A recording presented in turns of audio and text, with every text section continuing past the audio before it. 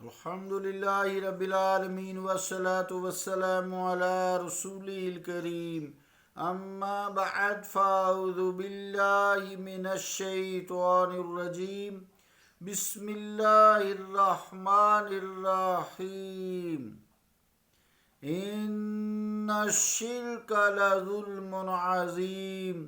صدق اللہ العظیم۔ واجب الاحترام سامعین، السلام علیکم ورحمۃ اللہ وبرکاتہ۔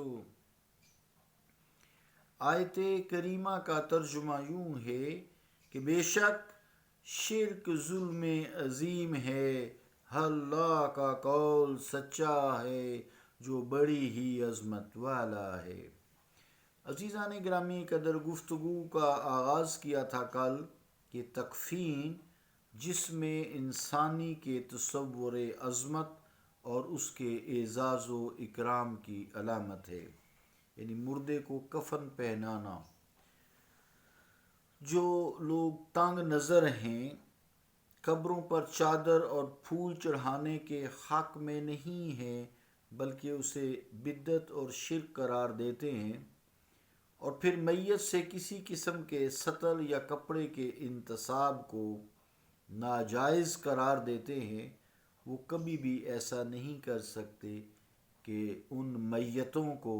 جو ان کے قبضہ اختیار میں ہوں، یعنی ماں باپ، اولاد، رشتہ دار، دوست احباب کوئی بھی ہوں جو ان کے قبضہ اختیار میں ہوں، شرک کو بدعت کے خوف سے برہنہ دفن کر دیں، ننگا دفن کر دیں، یا پھر شرک کو بدعت کے خوف کی بنا پر اپنی میت کو کم از کم برہنہ دفن کرنے کی ہی وصیت کر جائیں اپنی میت کو، کیونکہ مروجہ مفہوم شرک و بدعت کے مطابق یہ بھی تو سب سے بڑا شرک ہے کہ جسے فطرت نے برہنہ پیدا کیا، اس نے ہوش سنبھال کر ساری عمر کپڑے کیوں زیب تن کیے رکھے، اور پھر بعد مرگ ان اسباب دنیا کو جو بصورت کفن اس کے شریک سفرت آخرت ہیں کیوں ساتھ لے کر گیا، اور اس طرح فطرت کی عطا کردہ برہنگی کو بدعت کفن سے کیوں ڈھانپ دیا گیا، اور اس طرح فطرت کی عطا کردہ برہنگی کو بدعت کفن سے کیوں اس کو لپیٹ دیا گیا۔ رسول کریم صلی اللہ علیہ وسلم کا جو حکم ہے، جس کا مطلب یہ ہے کہ اللہ کا حکم ہے، وما ینطق عن الہوی، میرے مصطفیٰ تو اپنی خواہش سے کوئی بات نہیں کرتے،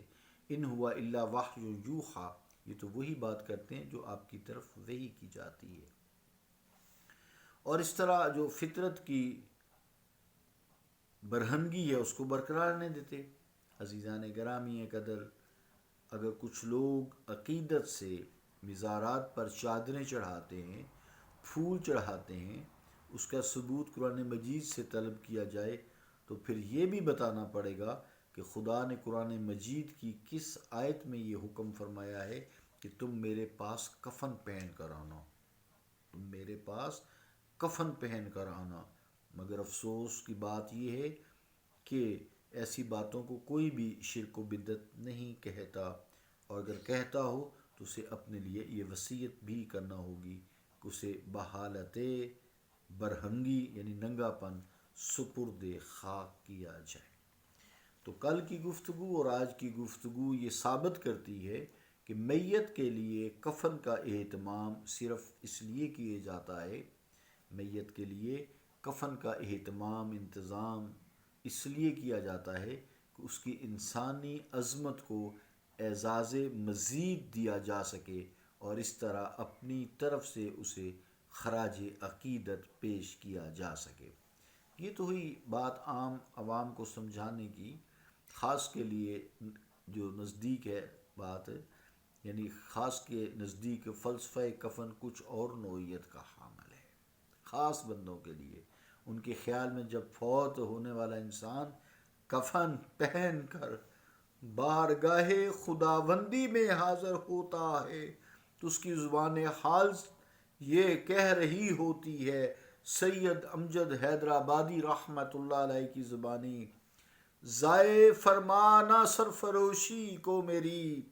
ضائع فرما نہ سرفروشی کو میری، مٹی میں ملانا گرم جوشی کو میری، مٹی میں ملانا گرم جوشی کو میری۔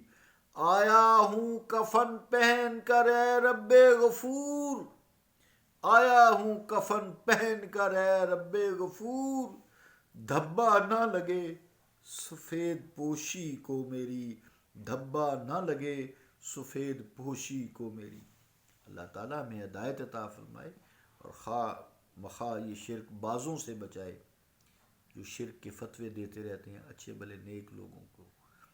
لوگوں پر لگاتے رہتے ہیں فتوے۔ اللہ تعالیٰ ہم پہ رحم فرمائے، کرم فرمائے، مسلمانوں کو فرقہ واریت سے بچائے۔ صلی اللہ تعالیٰ علی رسول خیر خلقہ محمد وعلی آلہ واصحابہ اجمعین برحمتک یا رحمن۔